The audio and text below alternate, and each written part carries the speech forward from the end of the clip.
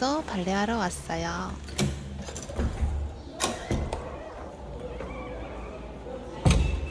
안녕하세요. 안녕하세요. 저는 원래 초급반인데 오늘만 중급반 수업을 받습니다. 잘 따라할 수 있겠죠? 어떻게 하면 행복할 수 있을까? 3탄입니다. 오늘은 배움의 관점으로 얘기해 볼게요.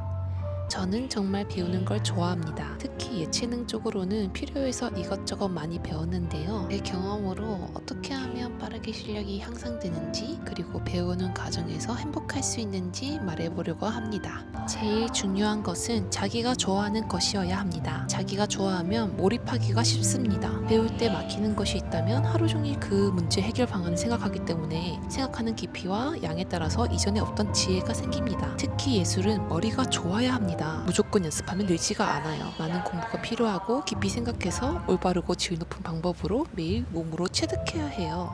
이 과정은 생각보다 고단한데요.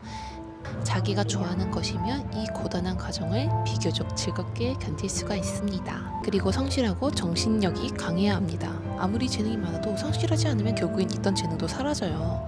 예술은 이해했다고 해서 자기 실력이 향상되지 않아요. 일단 몸으로 체득해야 합니다. 매일 반복되는 연습을 하면 연습할 때 쓰는 그 근육이 활성화돼서 실력이 향상돼요. 이게 몸으로 체득하는 과정입니다. 어떻게 보면 성실한 것과 정신력이 강한 것은 같은 맥락인데요. 정신력이 강하지 않으면 성실할 수가 없어요. 어떤 작은 자극으로 쉽게 무너진다면 무언가를 지속할 성실함이 없겠죠?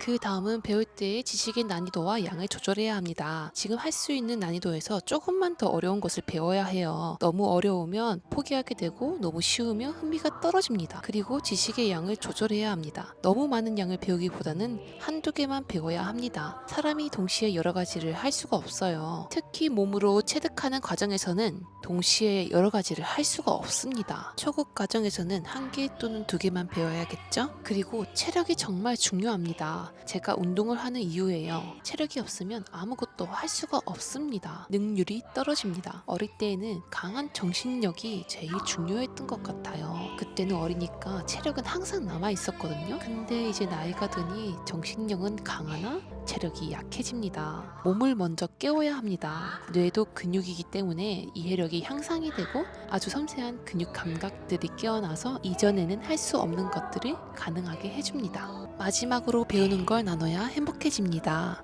자신만을 위한 배움은 시간이 지나면 어느 순간 무의미해집니다. 저는 어릴 때에는 저만을 위한 예술을 했던 것 같아요. 제 성격상 주목받는 것을 워낙 좋아하지 않고 정말 조용히 살고 싶거든요. 그래서 제가 어릴 때에는 예술 그 자체를 너무 사랑했고 배우는 그 자체 행위, 기술을 체득하는 것, 깊이 파고들어서 나의 것으로 만드는 것을 너무 좋아했던 것 같아요. 이것도 행복을 주긴 하지만 어느 수준 이상이 되면 이것 또한 무의미해지고 세상에서 고립이 됩니다. 이제는 자기 자신을 초월해 타인을 위할 때에 배움의 의미가 더 풍성해진다는 것을 알았어요. 누군가에게 영감을 주고 위로가 되고 기쁨이 될 때 타인의 행복이 곧 나의 행복이라는 것을 깨닫게 됩니다.